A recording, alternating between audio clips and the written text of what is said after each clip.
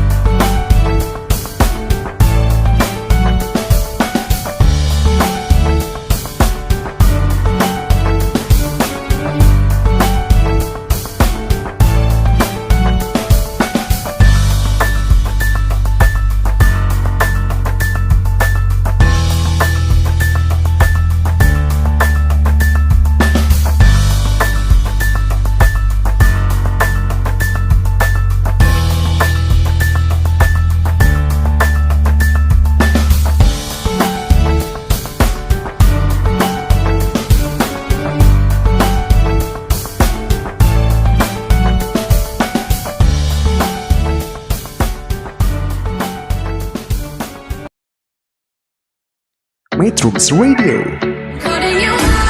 media terintegrasi kaum muda.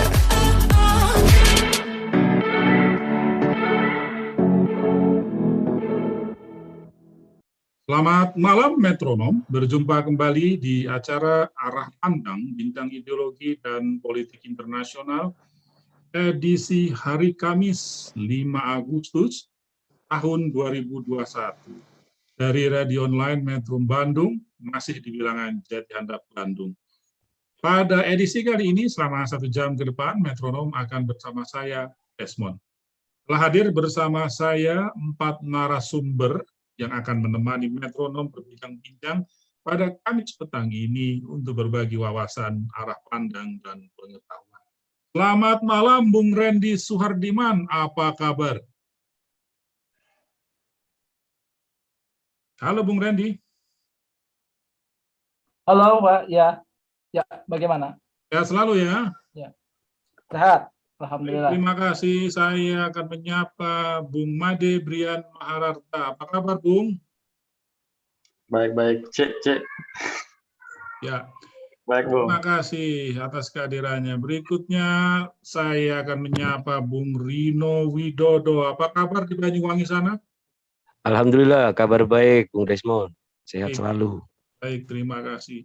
Dan terakhir, saya akan menyapa dari ujung Pulau Andalas di Lampung, Bung Tenggono Pujo Sakti. Apa kabar? Alhamdulillah baik, sehat selalu bagi teman-teman. Terima kasih.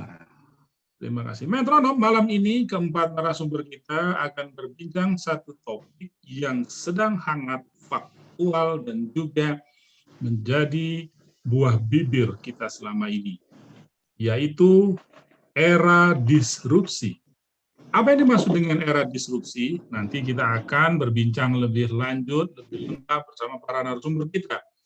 Tetapi saya sebagai mahasiswa yang pernah merasakan panasnya kaca proyektor dan slide plastik, saya merasakan sekali perubahan besar berbagai platform komunikasi, mulai dari MIRC, berubah menjadi Yahoo Messenger, dan kini sekarang berkembang dengan berbagai banyak platform yang baru.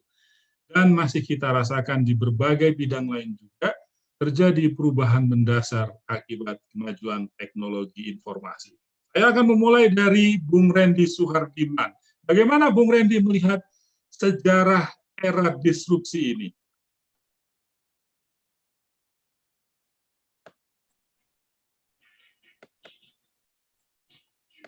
Bung Randy, silakan.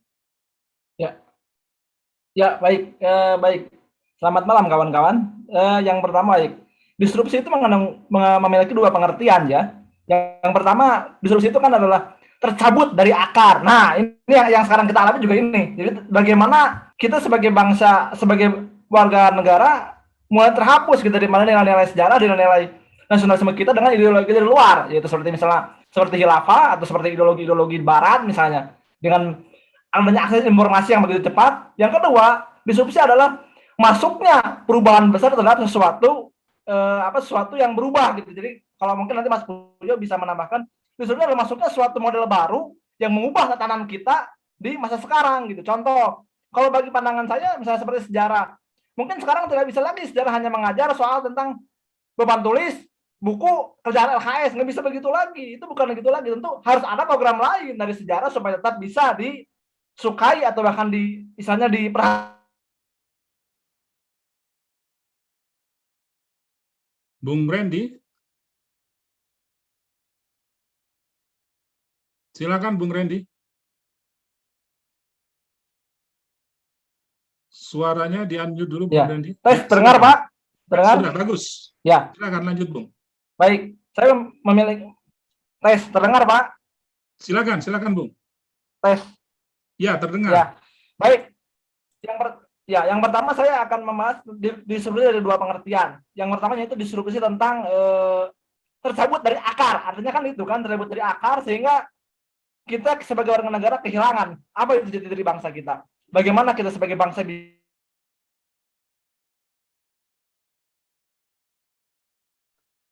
Nampaknya ada gangguan jaringan yang dialami oleh Bung Randy Suwardiman.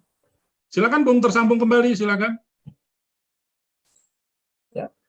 Ya, yang kedua adalah tentang bagaimana perubahan dari sistem yang biasa-biasa kepada yang lebih cepat. Seperti itu kan seperti itu. Jadi bagaimana misalnya kita sekarang belajar sejarah, tapi bukan lagi dalam soal buku atau LKS gitu, tapi tentang bagaimana sejarah dipadukan dengan film. Itu juga harus ada gitu. Sebab saya akan berbicara tentang pertama tentang disrupsi disrupsi tentang bagaimana sejarah gitu. Jadi kita kehilangan jati diri bangsa.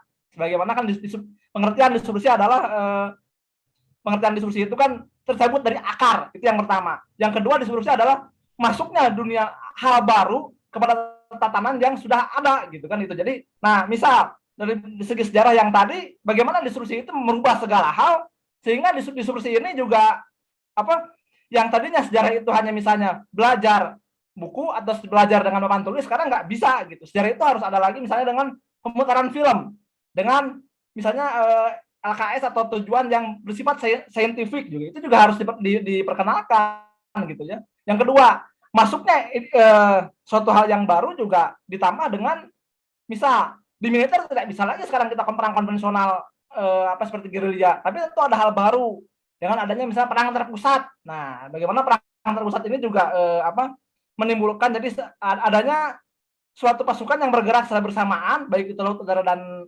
darat, tapi dikendalikan oleh internet, oleh hubungan jaringan di masa besar misalnya. Itu ada contoh misalnya ketika bagaimana Amerika menyerang Afghanistan itu dengan perang terpusat, bagaimana daratnya bergerak, tapi dibantu dengan AU-nya juga sama gitu. Nah, itu juga menjadi hal suatu yang baru gitu. Sedangkan kita tidak mengenal itu gitu. Contoh lain dalam teknologi misalnya di militer itu juga sama. Bagaimana ketika Amerika memerlukan F-35 pesawat siluman, itu tidak terpikir awalnya oleh kita, tapi sekarang kan mau nggak mau ada. Nah, itu juga kita harus bersiap untuk itu semua gitu. Sehingga yang tadinya kita hanya biasa-biasa, oh ini nggak bisa nih, kita harus beradaptasi, kita harus misalnya bisa melihat berkreativitas bagaimana misalnya pelajaran sejarah itu, dan misalnya dengan militer harus bisa bertahan, karena kalau enggak saya kira akan tergeser, akan tergusur dari ranahnya. Apalagi dengan adanya tadi pengertian disrupsi tercabut dari akar, maka kita akan tercabut dari akar kalau memang itu tidak ada kreativitas gitu. Ya, itu aja dulu, Pak. Baik, terima kasih Bung Randy. Iya. Jadi perubahan intinya ya yang dipicu oleh era disrupsi ini, sejarah juga tidak bisa, pembelajaran sejarah juga tidak bisa lepas dari era disrupsi ini, harus makin adaptif, memanfaatkan berbagai perangkat media belajar baru supaya sejarah makin terasa lebih hidup di era kini. Saya ingin beralih ke Bung Rino Widodo sebagai seorang praktisi pendidikan di Banyuwangi. Bagaimana Anda melihat apa yang baru saja dipaparkan dengan sangat apik oleh Bung Randy Suwardiman? Silakan Rino Widodo. Baik, terima kasih Bung Desmond untuk waktunya dan selamat malam untuk kawan-kawan semua. Jika kita berbicara tentang disrupsi ini kan kalau tadi bilangnya Bung Randy tercerabut dari akar-akarnya. Semestinya tercerabut ini kan merubah tatanan lama menuju ke tatanan baru. Sama halnya ketika dulu fase ketika di zaman-zaman kerajaan pun ada pergeseran dari Hindu-Buddha menuju ke Islam, kemudian begitu pula pada saat fase masa pergerakan yang orang-orang dulu menganggap kerajaan kebudayaan Jawa seperti ini, kebudayaan Palembang seperti ini, Bali seperti ini, kemudian masuk VOC yang membuat banyak orang-orang berubah. Sampai ada pengertian orang-orang yang membantu, orang-orang pribumi yang membantu pihak-pihak Belanda atau VOC itu disebut sebagai Londo Ireng, seperti itu kan. Nah, ini sebetulnya juga kalau menurut saya pribadi sangat bagus karena apa? Karena perubahan itu bersifat inovatif dan kebudayaan itu bersifat dinamis. Harusnya itu yang menjadikan kita bisa berpikir, oh disrupsi ini seperti apa harusnya, seperti itu. Mungkin seperti itu dulu Bung Desmond. Baik, terima kasih Bung Rino. Ya, perubahan adalah sebuah keniscayaan. Yang abadi dari perubahan itu adalah perubahan itu sendiri.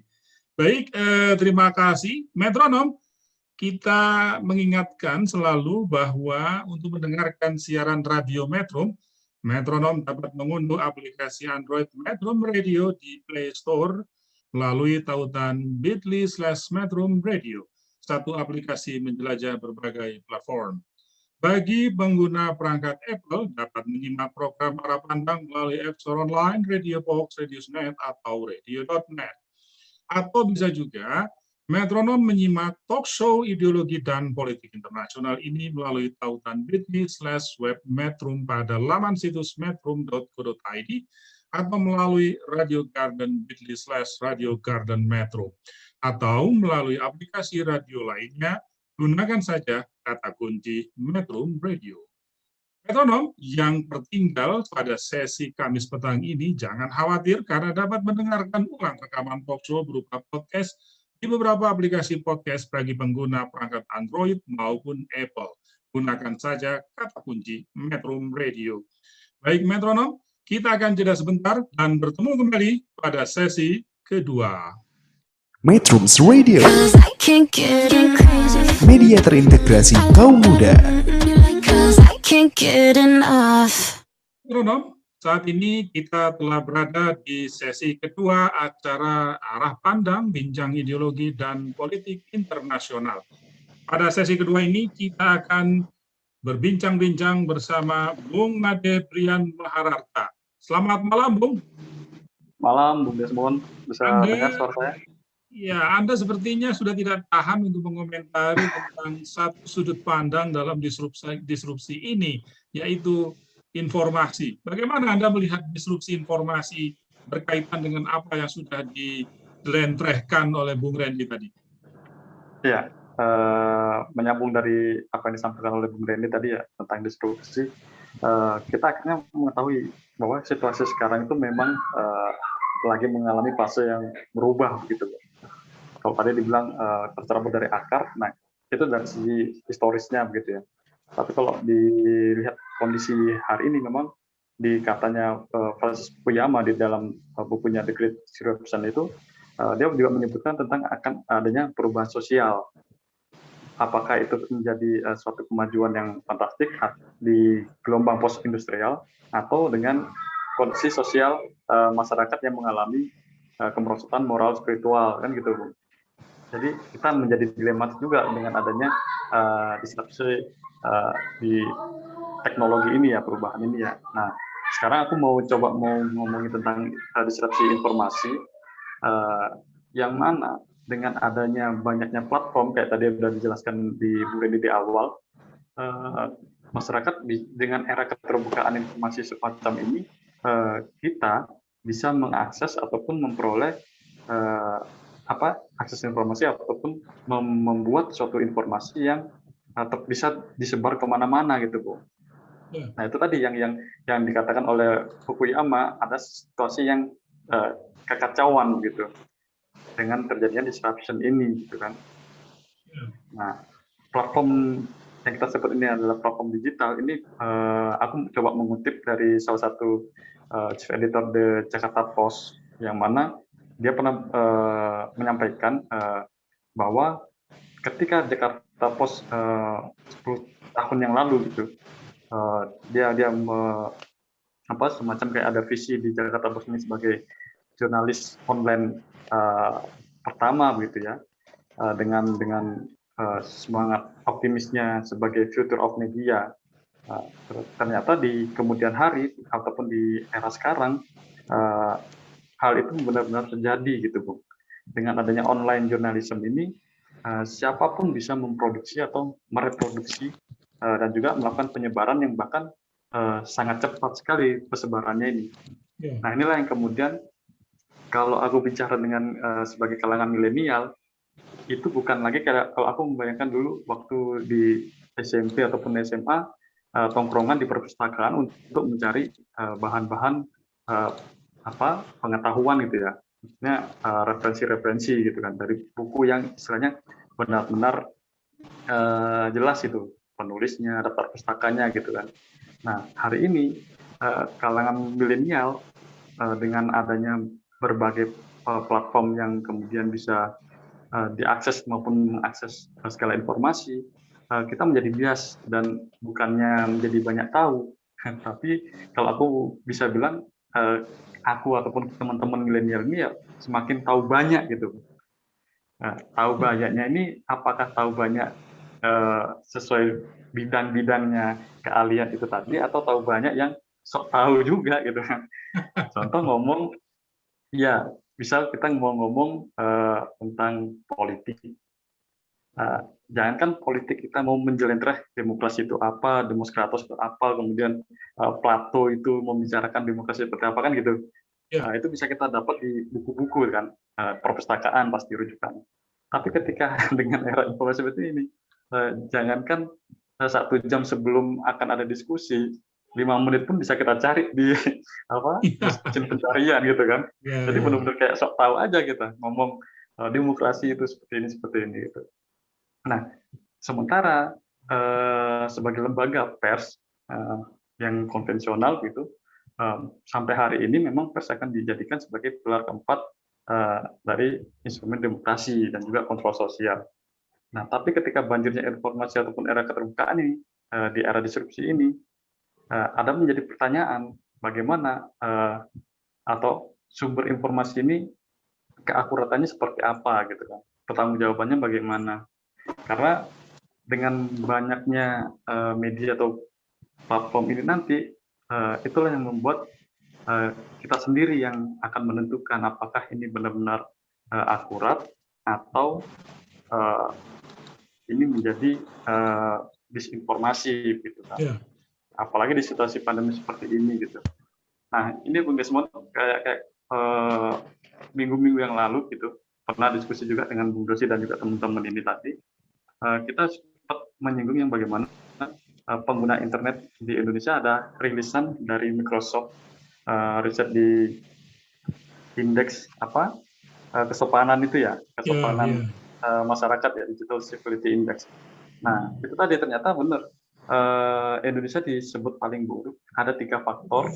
Yang pertama tentang persebaran hoax atau berita bohong, penipuan. Yang kemudian yang kedua adalah ujaran kebencian, dan juga yang ketiga adalah diskriminasi. Nah, tadi celakanya ketika banjir informasi ini tidak diperkuat dengan kesiapan dari mental anak-anak muda gitu kan, kita tidak kenal batasan, yang kemudian akhirnya itu tadi bisa jadi kita asal mengakses ataupun menyebarkan pemberitaan ini. Itu menjadi PR juga buat kita gitu. Iya. Halo, Bung. Ya. Ya.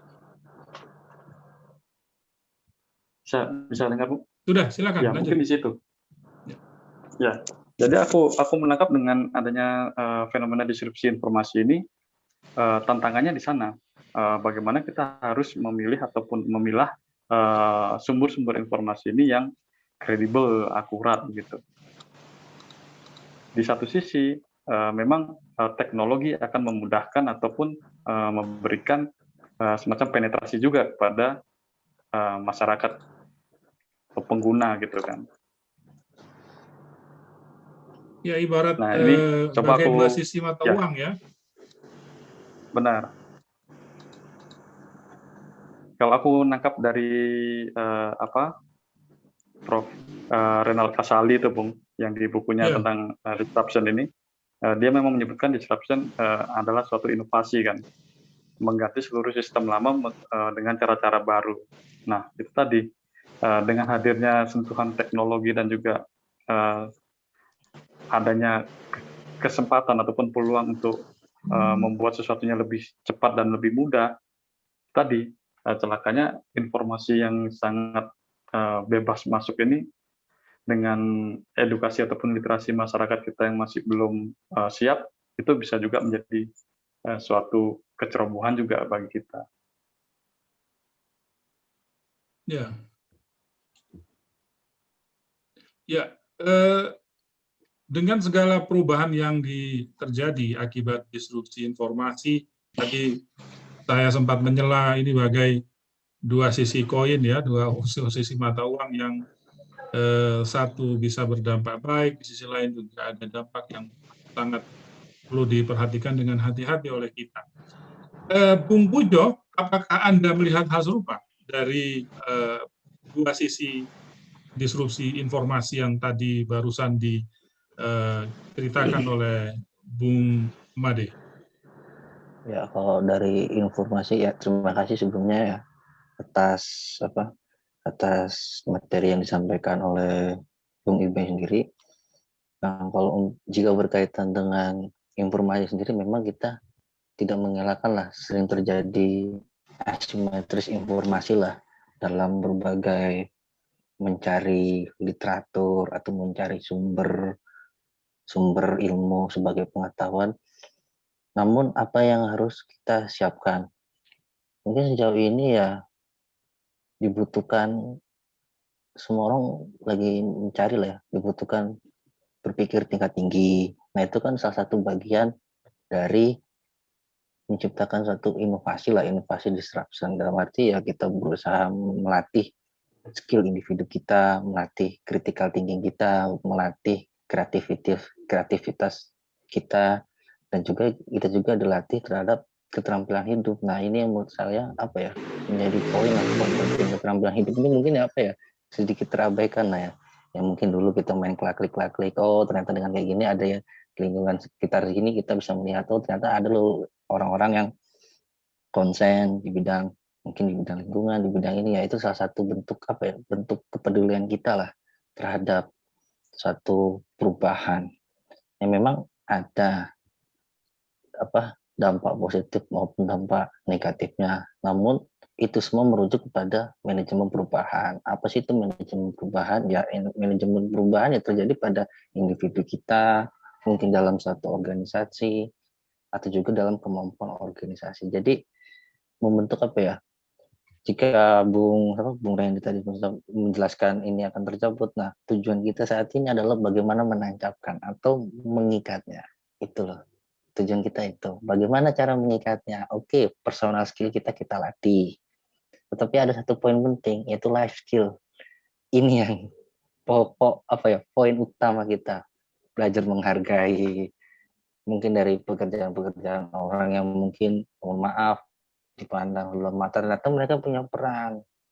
Contoh dalam satu inovasi pengembangan pemodelan, mungkin kita baru tahu apa itu namanya, oh ada circular economy, oh ternyata plastik segala macam itu bisa diolah lagi. Selain memiliki dampak negatif, ternyata juga memiliki dampak positif, yaitu ya adanya nilai tambah. Ya ini yang harus kita harus kita soroti lah, nggak melulu terhadap teknologi. Memang betul teknologi salah satu sumber utama dalam mencari informasi, namun itu terbatas. Kita balikin lagi pada individu, yaitu personal skill maupun life skill, Kang. Itu poin utamanya. Baik, berarti ada manajemen perubahan yang sangat mengandalkan kepada life skill, dan tadi juga disinggung oleh Bung Haryo, Bung Ibeng, Bung Ade tentang bagaimana mewaspadai dua sisi perubahan era disrupsi informasi. Metronom, demikian sesi kedua baru saja berlalu bersama Bung Made Brian Mahararta dan Bung Trenggono Pujo Sakti. Jangan kemana-mana, sampai jumpa di sesi ketiga. Matrix Radio, media terintegrasi kaum muda.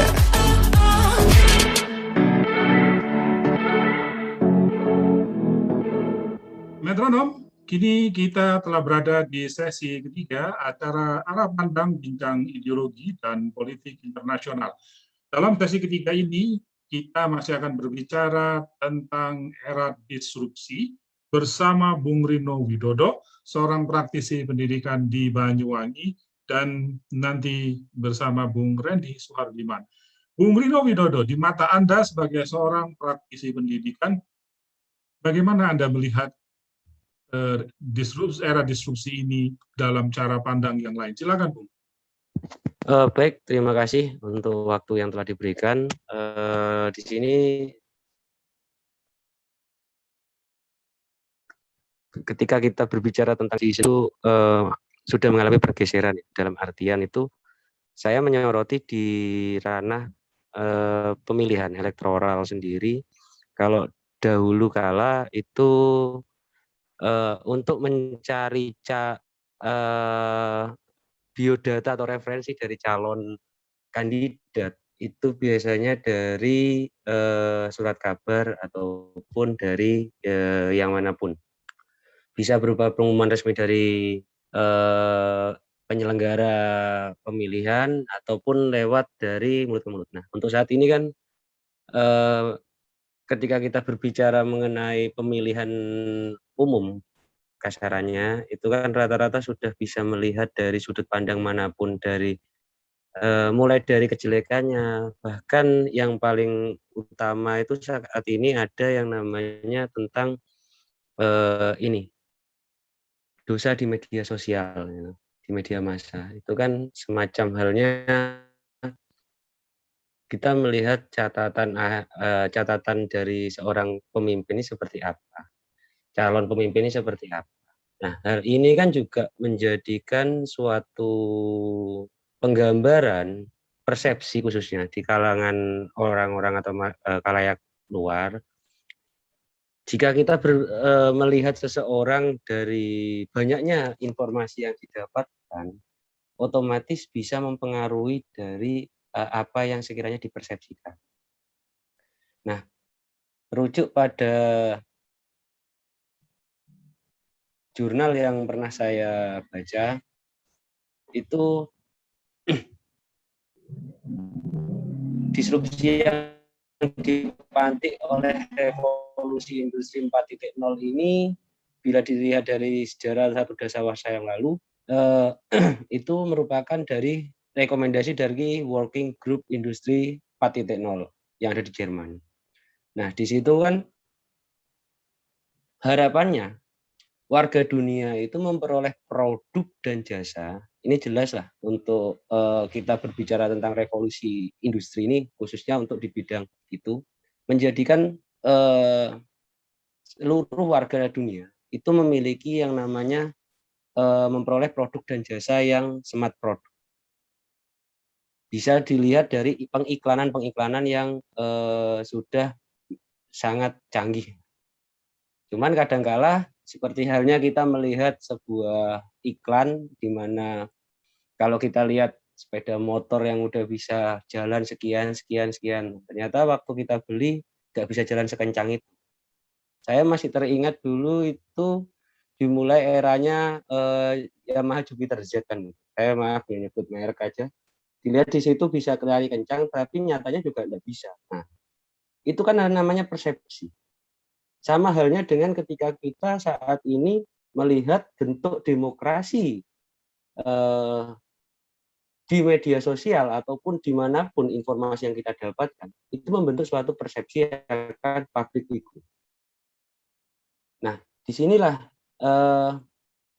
era disrupsi ini di demokrasi ini sebetulnya bagus untuk melihat track record, tetapi akan menjadi bumerang jika seseorang tersebut salah melangkah. dalam artian memanfaatkan teknologi yang ada. Jadi kayak dihisap, Bung ya. Nah, seperti itu. Jadi tugas malaikat sudah agak ringan. Seperti itu. Nah, yang ingin saya soroti kemudian yakni model-model, role model pemilihan-pemilihan seperti itu yang berbasis pada pencitraan. Ini kan juga jadi suatu bumerang bagi kita sendiri. Sosok pemimpin yang dicitrakan seperti ini, ternyata pada kenyataannya seperti ini. Nah, apalagi ketika pemimpin itu sudah purna tugas dan muncul adanya yang model rindu-rindu, ya kan, merindu seperti piye kabare nak zaman kuto. Nah, itu kan sebenarnya hanya sebatas persepsi dan imajinatif dari orang-orang saja untuk meningkatkan ini. Nah, jadi kita ini semacam di demokrasi untuk saat ini semacam kita membeli produk pada suatu perusahaan. Kita membeli suatu produk yang dijargonkan. Kalau bahasa saya biasanya ngasih omong ke murid-murid saya bilang tidak ada kecap yang nomor 2, semua kecap nomor 1. Nah, ini kan suatu bentuk persepsi juga. Seperti itu. Nah, apalagi untuk saat ini, sekat-sekat antara dunia maya dan dunia nyata itu sudah mengalami pergeseran yang cukup signifikan. Di mana kalau untuk kita melihat demokrasi politik untuk saat ini, itu lebih ke arah polarisasi. Nah, fase itu dipolarisasi itu sebenarnya ada di ranah anak-anak milenial. Nah, untuk anak-anak generasi selanjutnya itu sepertinya model sudah menyatakan keapatisan pada pola-pola seperti itu. Ini merupakan tantangan juga bagaimana menunjukkan kalau tadi Bung Pujo menyinggung tentang jangan sampai tercerabut akar-akarnya, seperti itu. Mengikatnya bagaimana? Nah, ini perlu yang digaungkan lagi itu teringat dengan Bung Besar bilang tentang nation and character building. Ini kan yang harus kita jadikan patokan. Kira-kira seperti apa nation and character building bangsa Indonesia ini? Apakah akan terombang-ambing sebagai bangsa yang market atau bangsa pasar yang dengan mudahnya bisa digelontorkan dengan model iPhone ini, atau harus kita mengalami bentuk bagaimana membuat berinovasi meskipun kita sebatas mengamati, tiru, modifikasi, ya kan? Karena di Indonesia sendiri juga kurang ada. Nah, ini yang menjadikan kita di era sekarang ini mengalami kelesuan juga untuk demokrasi di bidang politik ini. Mungkin seperti itu dulu, Bung Desmond. Bung Rino, dari tadi saya menyimak dan kemudian tiba-tiba terlintas oleh saya sebuah pertanyaan yang mendasar dalam disrupsi demokrasi. Apakah disrupsi demokrasi ini yang telah mendorong sebagian besar partai tidak lagi menjadi partai ideologis, tetapi lebih menjadi partai-partai yang catch all dan pragmatis?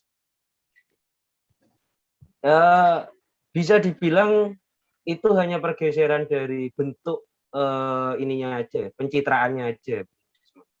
Kalau dari dulu siapa sih kalau kita berbicara tentang partai yang ideologis, semua partai mesti ngomong berideologi Pancasila. Tidak ada yang berideologi khilafah, berideologi Marxiskah atau kapitaliskah, tidak ada. Sebenarnya selalu ngomong berideologi Pancasila. Namun pada kenyataannya, jika sudah kita tercengkram dengan adanya kos politik yang sangat besar, dan ada keinginan untuk mengembalikan dari kos politik yang sudah dikeluarkan, ini kan yang menjadikan kita seperti itu. Seperti halnya gini, betul yang disampaikan oleh Bung Ibeng tadi tentang jangan-jangan kita ini seolah-olah mahir. Nah, saya khawatir khawatirnya ketika melihat perkembangan dari sidang parlemen yang untuk legislatif lah, mengedok dari undang-undang atau kebijakan atau regulasi yang ada untuk saat ini, jangan-jangan mereka model SKS, sistem kejar kebut semalam. Nah ini kan juga sangat khawatir saya, apalagi melihat blunder-blunder yang dilakukan oleh pemerintah. Ini juga masa iya enggak detail untuk itunya, masa harus seperti ini. Ini kan juga agak mungkin partai harus berbenah terlebih dahulu. Bukan mengomongkan pada konstituen yang hanya 5 tahunan kita harus seperti ini. Oh anak muda ini doyannya sekarang K-pop, semuanya calon pakai gaya K-pop, ya kan nggak seperti itu juga. Baik, terima kasih Bung Rino. Bung Randy, Anda tadi di awal telah menekankan betapa bahayanya era disrupsi ini terhadap tercerabutnya identitas generasi muda bangsa, dan tadi barusan disinggung bahwa di dalam demokrasi di era partai politik di era disrupsi demokrasi ini harus mengubah perilakunya, cara pandangnya terhadap para voters yang bergeser ya dari karakteristik materialisme menjadi post materialisme. Silakan Bung Randy.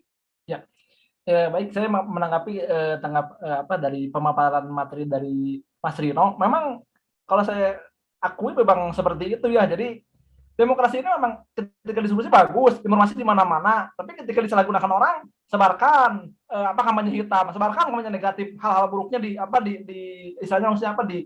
dikeluarkan gitu. Padahal kan memimpin kalau pandangan kita kan ada hal buruk, ada hal baik, ya hal baik yang lanjutan, hal buruknya jangan. Tapi kenyataannya, karena kita nggak suka, sebar di medsos supaya dia jadi jatuh gitu, juga jadi hal buruk gitu kan. Nah, oleh karena itu tentu kita harus belajar ya, kembali lagi, baik itu pelajaran sejarah, pelajaran pendidikan kewarganegaraan harus diasah lagi gitu Pak. Bagaimana informasinya ada, tapi kita nggak mampu baca, misalnya kita hanya asal baca, nah itu kita STM kita perlu sesuatu yang menyiapkan diri gitu ya, bagi pandangan saya menyiapkan diri untuk masuk ke situ. Media sosial bagus untuk kampanye, tapi jangan kampanye saya nggak suka dengan calon B, itu mah anu, itu mana. Jadi akhirnya kan buruk juga, padahal dia kenyataannya enggak gitu kan, aneh gitu. Bisa kayak pemerintah jelas-jelas jemaah haji dilarang memang oleh pemerintah Arab Saudi, dibilang itu mah dananya dipakai infrastruktur, kan ngaco kan seperti itu ya kan gitu. Tapi saking derasnya itu ya kita nggak tahu mana yang benar gitu. Lah kalau kita ke sumber resmi itu mah Arab Saudi yang larang, tapi bilangnya itu pemerintah pakai dana haji. Nah itu juga harus kita harus punya suatu filter untuk melihat mana yang benar gitu. Kalau tadi kata Mas Rino, iya betul, harus ada kita punya suatu pandangan mana yang benar, jangan langsung masuk gitu, itu bahaya gitu. Itu aja Pak.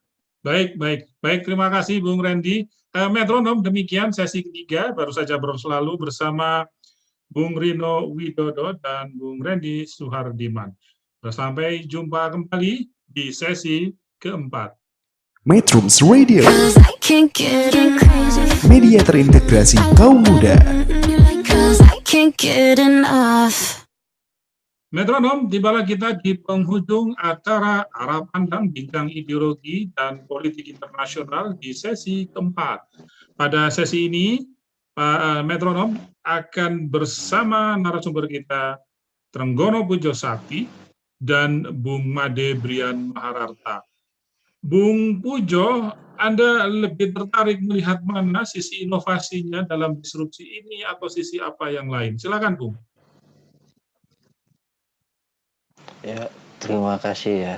Mungkin saya melihat dari tahap inovasinya ya. Memang betul kalau misalkan dibuat grafik itu, misalkan dalam organisasi itu berbentuk diagram U terbalik. Namun dengan adanya sustaining, yaitu dengan adanya incremental maupun juga ada disrupsi, maka U terbalik itu bisa aja lebih kecil. Demikian juga dengan siklus ya, siklus organisasi ataupun siklus dalam dalam membuat suatu produk lah. Itu kan bentuknya kan bulat kan kalau di diagram. Nah, dengan ada sustaining, disruption, incremental maupun radical innovation juga, tentu saja ini akan lebih kecil. Jadi nggak bisa kita lihat bahwa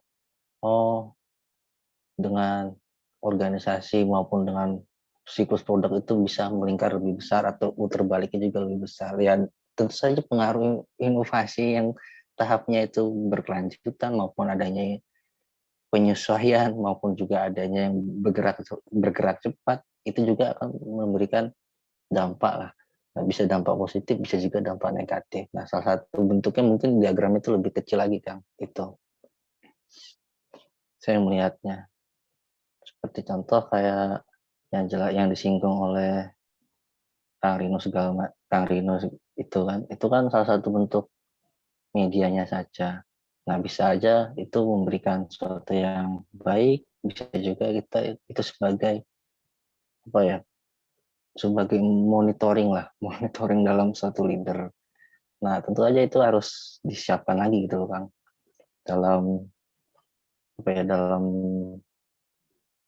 melihat inovasi lah, itu Kang.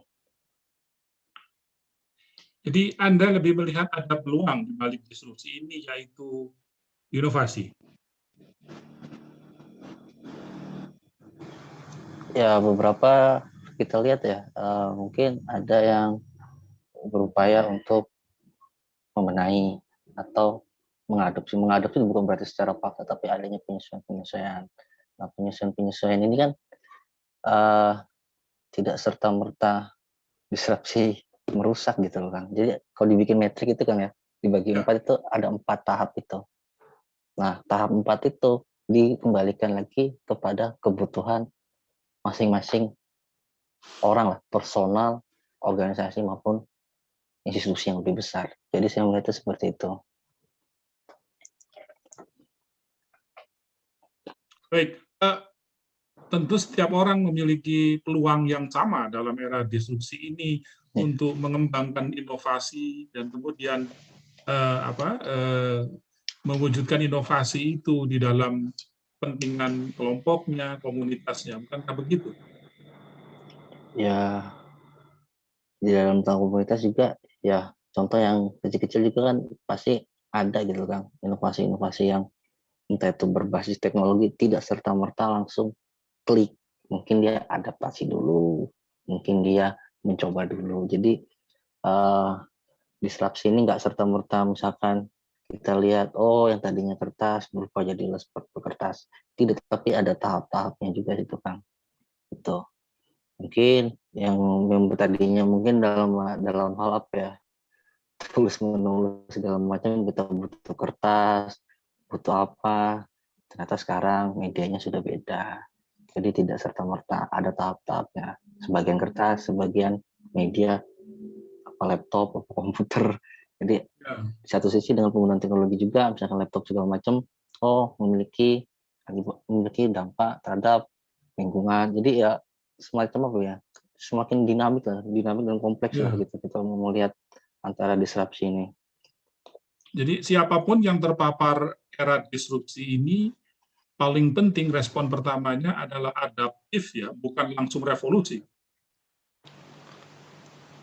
Adaptif, utamanya lebih ke adaptif dulu kan.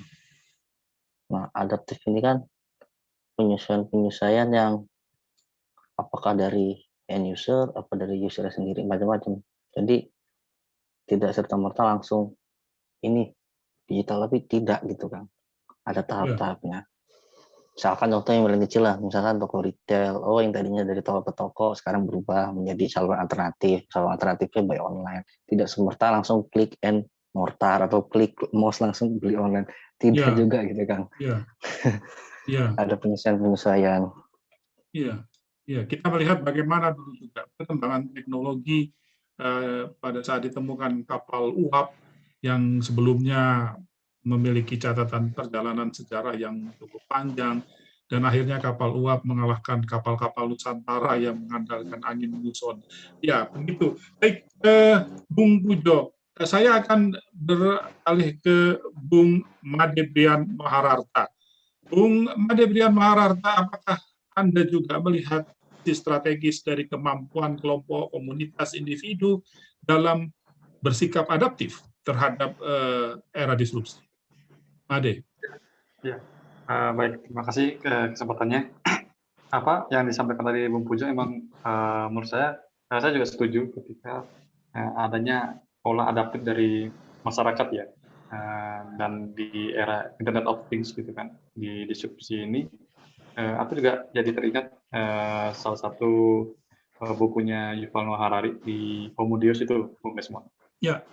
Dia pun sudah menyinggung tentang bagaimana masa depan umat manusia ini dengan hadirnya teknologi dan juga perkembangan dari inovasi ini yang akan terus-menerus dilakukan oleh masyarakatnya ya, warga dunia sekarang ini gitu. Dia sudah membayangkan bagaimana nanti itu kita tidak lagi menyembah Tuhan gitu bahasanya, di pola algoritma organik kalau dia bilang. Itu Internet of Things ini bagaimana kita sangat dikendalikan oleh namanya search engine. Kalau tadi bahasanya Bung Puja, kita bisa mengakses atau mengklik-klik segala hal bisa kita temui, ya itulah tadi di search engine tadi algoritma organik akan berjalan dan manusia kita semua akan lebih menyepakati bagaimana data-data yang kita dapat itulah yang akan kita yakini gitu. Dan itu benar-benar seperti yang tadi saya sampaikan di distribusi informasi, jangan-jangan itu tadi kalau aku nemunya informasi yang ini dan ini menurut aku adalah yang cocok gitu kan, ya ini yang akan aku ungkap terus berulang kali gitu kan. Sementara belum tentu yang informasi yang aku dapatkan adalah sesuatu yang memang benar gitu kan, tapi adalah bagaimana search engine ini akan berjalan untuk diakses oleh sesuai selera kita gitu. Nah makanya tadi kayak yang disinggung Bung Rino dan juga Bung Randy di distribusi demokrasi, itu tadi kemungkinan besar kita akan memilih suatu calon pemimpin ataupun dalam politik elektoral bukan lagi kita melihat partainya gitu, karena semua partai aku pikir itu tadi akan sama saja gitu. Hanya kemudian siapa yang akan berinovasi untuk menyasar ke selera dari calon pemilih ya, kalau bisa dibilang ya, atau konstituennya yang di digital ini ya. Nah itu tadi Harari juga bilang itu akan terjadi di era teknologi semacam ini. Dia akan itu bisa dibilang sebagai digital dictatorship gitu. Nah itu ya produknya seolah-olah ini namanya ada demokrasi, tapi nggak tahu mau nggak mau ternyata engine yang mesin pencarian itu ya menjadi otoriter juga akhirnya gitu. Dan siapa yang akan mengendalikan ya kita. Saya khawatirnya ini menuju pada tata kelola global yang struktural, tapi bukan lagi berkarakter anarki yang seperti kita kenal sekarang, tetapi anarki dalam dunia digital. Ya, di dunia maya gitu. Ya, bukan tidak mungkin di masa depan kita akan lebih mengenal digital leadership daripada pemimpin ideologis. Bisa dibilang seperti itu sih perkembangan ke depannya kan. Digital dictatorship ini akan menjadi suatu keniscayaan karena apa? Contoh yang sekarang kita kalau bahasanya Bung Rin tadi ada terjadi polarisasi gitu kan antara pendukung pemerintah ataupun yang sering mengkritik akan dibilang oposisi. Tapi kemudian dengan adanya platform-platform media untuk menyebarkan informasi, akhirnya justru yang muncul adalah standar buzzer yang baik dan buzzer yang tidak nurut gitu. Padahal kita kalau bahasa mungkin di era-era masih 98 gitu kan, reformasi, turun jalan dan memperjuangkan atau menyampaikan aspirasi itu nyata gitu kan, siapa dari siapa gitu kan, dan itu memperjuangkan demokrasi. Nah hari ini dengan kemasan kita hidup di era demokrasi, tapi ketika kita ngomong sudah bertemu di ruang maya, itu justru terbelah ketika itu tadi, apakah si ini akan disebut sebagai buzzer yang baik atau buzzer yang ingin merusak bangsanya kan gitu. Jadi lebih repot juga kalau mau memetakan identitas sebenarnya gitu. Ya, terkait itu saya pernah teringat ucapan seseorang, saya lupa ya, saya harus mengutip ini, bahwa generasi boomers itu ketika masuk ke dunia maya itu menjadi akil balik. Sementara sebaliknya, generasi milenial ketika masuk ke dunia maya itu menjadi dewasa.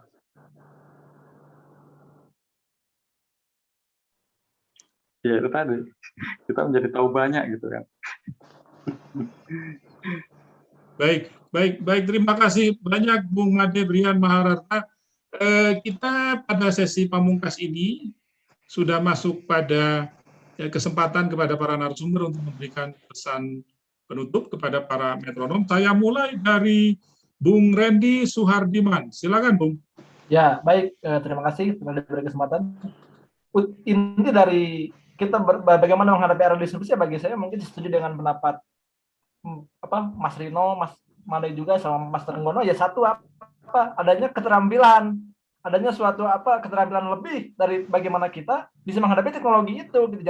Jadi sehingga kita bisa mengikat itu. Jangan sampai kita ini ada teknologi baru tapi kita nggak bisa apa-apa ya mati, kita akan tergusur gitu kan begitu.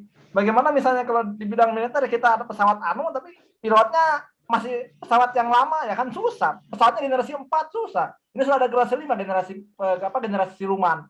Sudah ada misalnya kapal selam nuklir. Kita masih kapal selam biasa pun tenggelam. Itu kan harus ada persiapan, ya harus ada dibentuk lagi kan membutuhkan waktu yang lama. Nah, untuk itulah dari sekarang harapan kita harus ya belajar, kita harus ada pembentukan karakter, jangan lupa supaya kita tidak hilang jati diri dan perbarui life skill dan segala keterampilan diperbarui lagi. Itu aja, Pak. Terima kasih Bung Randy Suhardiman. Bung Made Brian Maharata, silakan. Ya mungkin saya singkat juga ya. Bagaimana perkembangan teknologi ini mau tidak mau kita harus beradaptasi ya. Karena sesuatunya akan lebih cepat dan lebih mudah. Logika berpikirnya dari diskusi ini adalah membuat sesuatu hal yang baru lebih efisien gitu, Bu. Jadi positifnya bisa harus kita kembangkan. Itu tadi kalau kemudian dibilang adalah kita harus menambah skill kita dengan lebih baik, dan kemudian yang kedua kita benar-benar harus adaptasi tadi. Saya lebih sepakat seperti itu. Baik, terima kasih Bung Made. Bung Rino Widodo. Ya, untuk di era disrupsi ini kita harus bisa mengedepankan yang namanya rasionalitas, itu harus tegak lurus. Meskipun banyaknya arus informasi yang ada, kita yang memegang tombol switch off-nya pada diri kita sendiri. Jadi jangan sampai sisi-sisi humanisme kita itu bergeser, malah kita dijadikan sebagai objek. Ini bahayanya kan di era disrupsi seperti itu. Kita selama ini dikenal orang manusia yang merdeka, manusia yang gini, tapi nyatanya kita semacam tidak merdeka. Dan sialnya banyak persepsi-persepsi yang muncul, bentuk-bentuk kekecewaan itu ada. Mungkin dari saya seperti itu, Bung Desmond. Terima kasih Bung Rino. Berikutnya Bung Trenggono Pujo Sakti.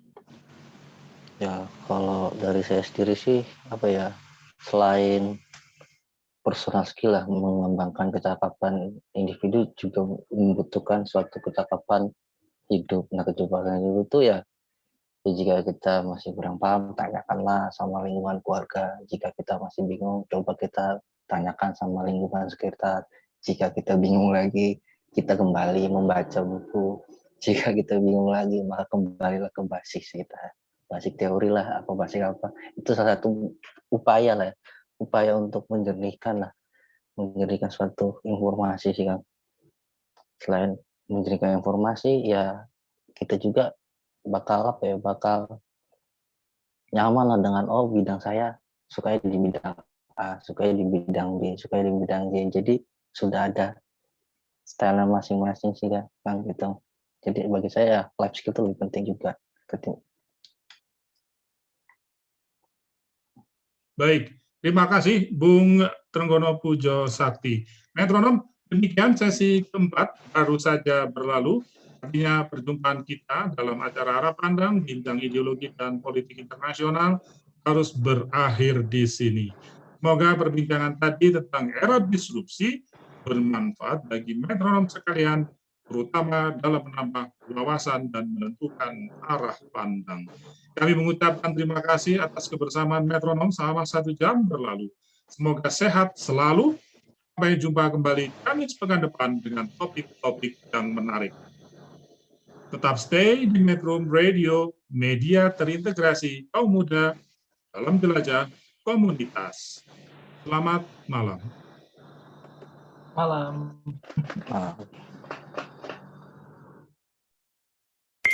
Metro Radio. Yo, what's up? Baby, let's go. All that you want. All that you can have, boy. Got me spread like a buffet, bon now. Now they always say congratulations. Come and strip that down for me. I'm on my way. Girl, come and strip that down for me. Yeah, yeah, yeah, Metro yeah. Radio, media terintegrasi kaum muda.